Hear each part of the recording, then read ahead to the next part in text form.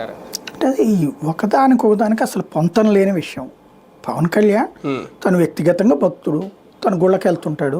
అదే సందర్భంలో ఇప్పుడు నిన్న అక్కడెక్కడో ఒక ఊళ్ళో ఆంజనేయ స్వామి విగ్రహాన్ని ధ్వంసం చేశారు. అట్లాగే ఇంకో చోట వచ్చేటప్పటికి మొన్న విశాఖపట్నంలో గుడి కూల్చారు. కూలిస్తే రోడ్డుకు ఆక్రమించారన్న పేరుతో కూల్చారు. ఇట్లాంటివి నడిస్తే ఆయన స్పందించట్లేదు కదా. ఆయన భక్తుడు గుళ్ళకి వెళ్తాడు, దండం పెట్టుకుంటాడు. అంటే మరి ఇవన్నీ సనాతన ధర్మంలోకి వస్తాయి కదా. సనాతన ధర్మం అంటే గుళ్ళకి మరి ఆయన పాలకుడుగా అవి చెయ్యాలి కదా. అటు మీద మాట్లాడారా? లేదు కదా, మాట్లాడాలి కదా. ఎందుకు మాట్లాడాలా? అది రాజకీయం, దేన్ని దానిగానే చూడాలి. ఇప్పుడు ఒకటే ఏంటంటే జగన్ అనేటువంటి వాడు క్రిస్టియన్ కాబట్టి వీళ్ళందరూ మనం హిందూ ప్రభుత్వం కావాలని కోరుకున్నామా? ఆ ఆస్పెక్ట్లో అయితే కనుక ఏం జరిగినా చూస్తా ఊరుకోవడమే.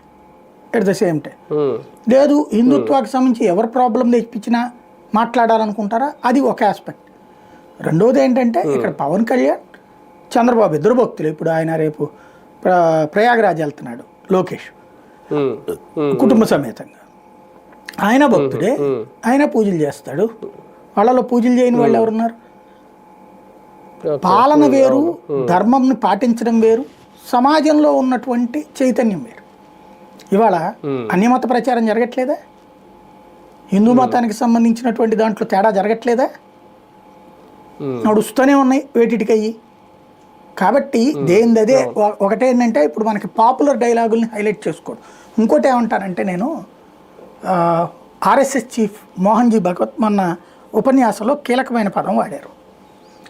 ఏంటంటే హిందూ చైతన్యం జాగృతమైంది.